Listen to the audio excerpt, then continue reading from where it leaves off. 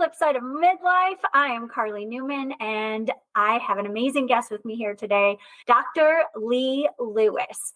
She is a naturopathic physician here in the state of Arizona, right here in Phoenix. Yay, hi Leigh. And about some of her credentials, why I have her on the podcast today. She is a certified menopause specialist. She is an expert in this area. She has been in clinical practice for over 20 years, and her focus has always been on women's health, specifically on hormonal health in women. So she does help women of all ages, but she is one of the few, if not the only, physician in the state of Arizona that has the credentials that she has. And I'm so blessed and happy and grateful for Leigh joining us today. Hi, Leigh. How are you? Very well, Karli. Thank you. How are you doing? I'm doing so good. Is it okay if I call you Leigh, or would you prefer I call you Dr. Lewis through our conversation? All day, yes. Okay. I love that about you. Yeah. I met Leigh a few years ago, and I just really respect the work that she does and the science-backed information that she shares. So I wanted her to be here today so that she can set us on the right path when it comes to menopause and this very amazing time of life that can be hormonally challenged. Leigh, I would love for you to start with your story. How did you end up here, and why do you do what you do? I got a degree in psychology and philosophy, double major from U of A Wildcats. And I got into working with people with psychiatric problems from the get-go, working in community mental health. And I really loved that work a lot. I was going to go into psychiatry to work in community mental health. Unfortunately, the 3 psychiatrists I worked with at that time all urged me not to do it. This is just no work-life balance. It is very stressful. Their workloads were insane. They each had 300 patients under them, 15-minute appointments every 3 months. And these were the sickest of the sickest people. They were in and out of prison, in and out of the mental hospital when we still had a state mental hospital in the 90s, schizophrenia, bipolar disorder, a lot of suicide attempts. They were just like, don't do it. They knew I was very into prevention and health. And one of them actually said to me, why don't you consider naturopathic medicine? She said she had a friend who went to Bastyr University in Seattle. And this same psychiatrist was actually doing her needling training because she was going to be offering acupuncture to her patients. Like, you should look into this. This is just way more your vibe. And she knew I never wanted to do surgery. I really don't like emergency medicine. I'd be running to the bathroom instead of to get the crash cart. So that's what took me there initially. I had never met a naturopathic physician before. I was not raised like doing super crunchy medicine or alternative medicine at all. And so it was really a big sea change for me. But that's how I started along this journey. And luckily enough, I got paired with a peer mentor in school who was very passionate about women's health. And she had applied for and was awarded this 2-year postgraduate training in integrative women's medicine. And I was like, oh my gosh, this is totally what I want to do. I really was very interested in working with women and loved the idea of working on both the physical and mental health plane with women. And so I just kind of set my sights on that. I was going to do that residency, and I was going to continue on and do this training and program. And luckily it all worked out. So I was accepted into that and did that 2-year program. It was really fortunate because I was able to, and this is where I really do believe that the integrative part is so important. Is in that training program, I was able to work with and observe with a lot of medical doctors in whatever specialty I wanted to. So I did mainly reproductive medicine, endocrinology, and of course, OBGYN. And amongst that was doing like some breast cancer rotations, both from the surgery side and the oncology side and gyn-onc and everything. So that was an amazing 2 years that really informed the education I had as a naturopathic student. And then I got to see a lot of what was done on the conventional side as well. And that's really what I see as my role. I think there's 2 take homes, and one is body, mind, medicine. I don't understand in this country and in our culture why we separate the 2. I think it is to our detriment to do that. Still, the stigma that's around mental health is insane, for lack of a better word. And then the other side is really doing integrative medicine. Like, I am there to meet people where they're at. If I see someone who is really struggling and at their wit's end and is like hormones all the way, whether it is menopausal hormone therapy or a birth control pill, I will do that for them. If they're like, I do not want to do hormones, I want to try everything else, we'll try to the best of our ability to manage those symptoms without the use of medications, if that's what they're looking for. And of course, always looking at the other factors with the sleep and nutrition and healthy lifestyle just generally, and social supports and whatnot. That's one thing I love about what you talk about on your Instagram and obviously in person too, is just how all of that does tie together. I think that a lot of women aren't getting that from their healthcare circle. So I love that you focus on that. And I agree with you. We are really missing the boat when it comes to that holistic look at life and our holistic look at health and wellness, because it isn't just one component. And I agree with you that it's not easy to find here. Flipside of midlife. We're talking about midlife and beyond in my world. What are the stages of menopause, and how do women know that they're going through them? That is such a good question. And that is something that I see women online, on social media, and then also in my clinic really struggling with. Also my friends. I mean, I'm in it right now too. I'm 54 years old. All my friends are in it as well. And of course, always getting the questions, like, oh my gosh, I sleep last night because of hot flashes. Is this really happening? Yep, for the last 10 years. We really need to kind of like bring the lens back a bit and really look at the whole reproductive life. We go through puberty at a certain time. And then of course there's the reproductive lifespan. And the idea with perimenopause that's so important, and that is really just the time around menopause, is perimenopause. So if we're talking about premenopause, is anything before menopause. Perimenopause is around menopause, and menopause is just one day in a woman's life. That is the day after she has gone a full year without a period. So after that final menstrual period has happened, and we never know that that's the final one, unless of course you get a hysterectomy. So you never know that that's the final one, except as a retrospective diagnosis. So it's after a full year, you look back and say, okay, now I'm in menopause. Sometimes we do learn from our friends and family the best, but my best friend had this happen. She had a period 13 months after her last period. Oh my gosh. Yeah, and she lives in New York, and she got on what I think was a little bit of an aggressive path with her gynecologist of having to do ultrasounds and endometrial biopsies, whereas I look at it with a bell-shaped curve. Most people are going to get that definition of menopause after having one full year without a period and never having a period again. If you go 13 months or 14 months, I just feel like that's going to be at the tail end of what's considered normal. But really, we want to have that idea. And if you've gone certainly 18 months or 2 years, or I saw someone the other day, 10 years without a period and start bleeding, that is a red flag and something we need to look into. Yeah. But so with that definition of menopause and working backwards, we have the whole premenopause phase. And basically birth to that 1 year past the final menstrual period is premenopause. And again, that will incorporate all of those reproductive years as well.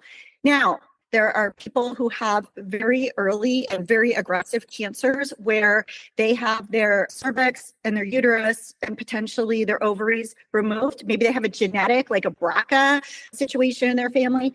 And sometimes as teens, those people are getting those organs removed very early. So believe it or not, there are people in their teens that are in menopause. Just to put that in perspective, that's pretty rare, but menopause can actually happen at really any age. And then this is all based on statistics.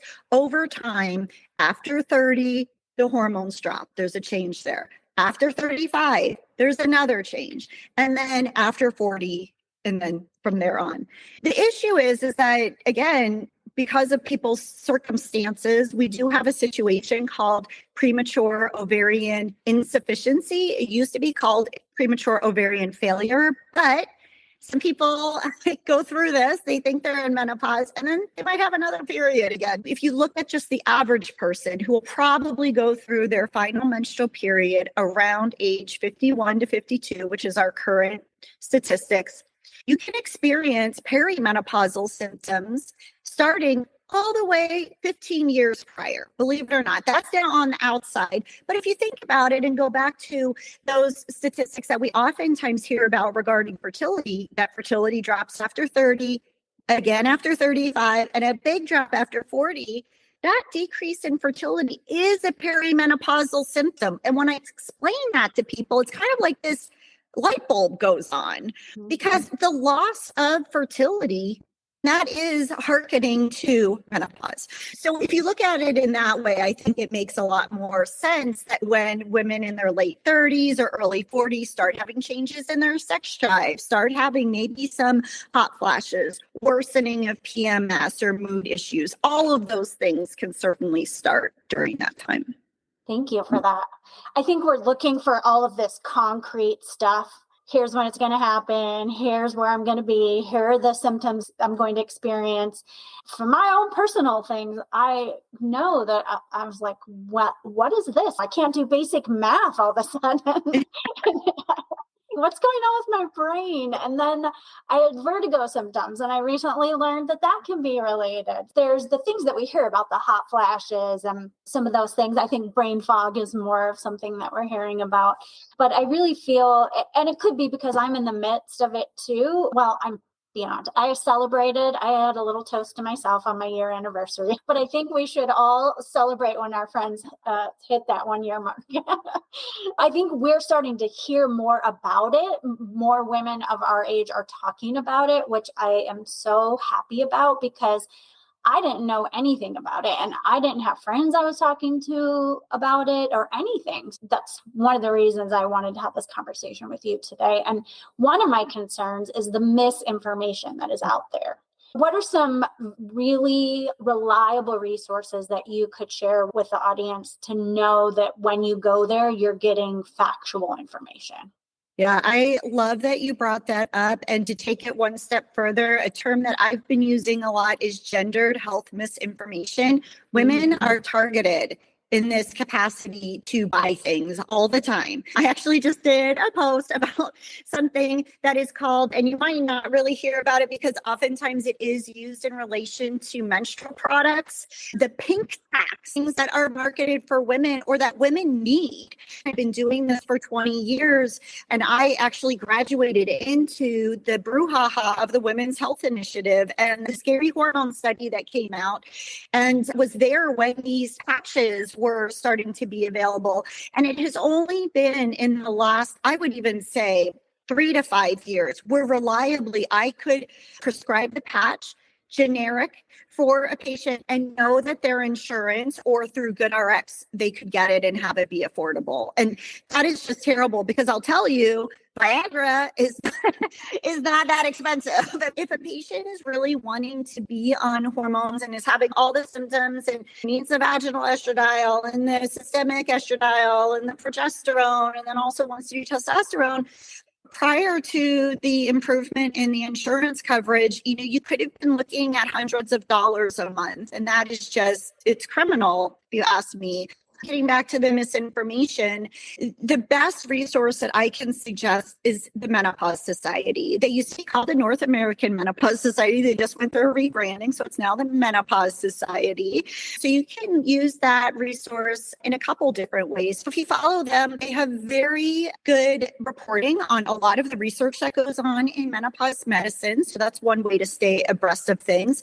But also you can go on there and search in your zip code or in your state for any providers that either are members, that's one degree of being involved, and then they do offer a certification, training, and exam. Physicians like myself have gone through that and taken that extra step, and they will then be designated as an MSCP or Menopause Society certified practitioner. Okay. And so in that way, you can be sure you're getting what the conventional training is, which I think is very important. I mean, we have these FDA approved hormones for women.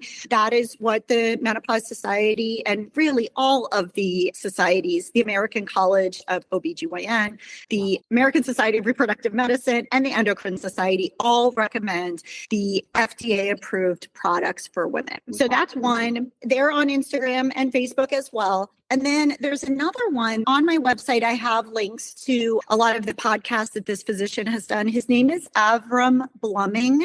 He is a breast cancer oncologist in California, and he has a great book called Estrogen Matters. He has a Instagram page, such a good resource. They really focus a lot on really dispelling the inaccurate information that has come out since the Women's Health Initiative and really clarifying the studies that have been done since then on all that data and how to look at it now with the hormones that we currently use. So those are two really good resources. The Menopause Society website is menopause.org. And then you mentioned your website, and that is arcadiawomenswellness.com. And for those of you out there listening, I will have all of these links and recommendations from Dr. Lewis on the resources in the show notes and transcript of this podcast. So don't panic if you aren't taking notes right now. I will have those readily available for you, but I did want to mention that as well. I think it's so important that because there is so much out there, how do we know who to listen to and where we can find good, reliable, current information that's based on science that has been validated? This is part one of my conversation with Leigh, and I will have another part of our conversation that is available to my Elevate members only. You can go to my website, flipsideofmidlife.com, to get information on that. But if you are interested in hearing more from Dr. Leigh Lewis, I encourage you to go and check out my membership. The last question I'm going to ask Leigh before we part ways is, you mentioned that you're in the midst of all of this with me and the rest of the audience. What is your favorite thing about this time of life, about the flip side of midlife?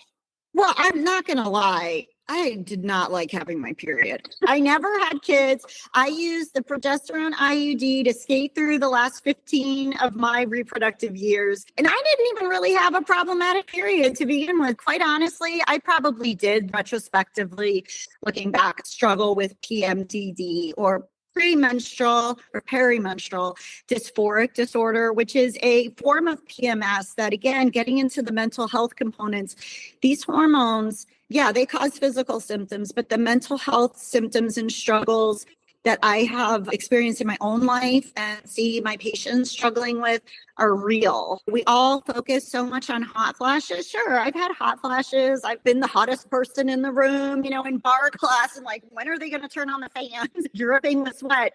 But it's the mental and emotional symptoms that I think are so hard, and the ups and downs that we kind of take for granted, unfortunately, as just a part of being a woman. Our partners and our family kind of have to be like, oh, is she getting her periods? We hate the question, but yeah, I am. So I was very fortunate. I did not have a huge amplification of my mental health symptoms in perimenopause, but they can be. It's really what really troubles women, that and the cognitive symptoms. I have to say, I'm not sad to see all of that go away. I love asking that question because everyone obviously has their own independent answer. But I've not had somebody answer that question where other women are like, oh, yeah, absolutely. So for sure, hands up, not having my period, kind of great. Yes, I agree. It was so great when I hit that year mark. I was pretty excited because, like your friend, well, I didn't go past the year, but, I think there was one time where it was 9 months and I got my period. I thought, oh, I was so close. That happens a lot. And two, COVID has been playing little games with us too. You've probably heard that it can mess up your menstrual cycle, but for women in perimenopause, because it's been shown to impact the ovaries and the ovarian hormone production. And if we're already on the cusp of menopause and producing fairly erratic hormones as it is, it can for several months make it just go away. And then sometimes maybe you won't have another period, and sometimes it can come back and you're like, oh, I thought it was done. But well, thank you so much. I have loved having you here for part one of our chat. And I'm going to close out here, everyone. Thank you so much for listening to Flipside of Midlife. Again, if you want to hear part two of my conversation with Dr. Leigh Lewis, please go to my website, flipsideofmidlife.com, and check out the Elevate membership page where you can find out more information about how to become part of that amazing community of women in midlife and beyond.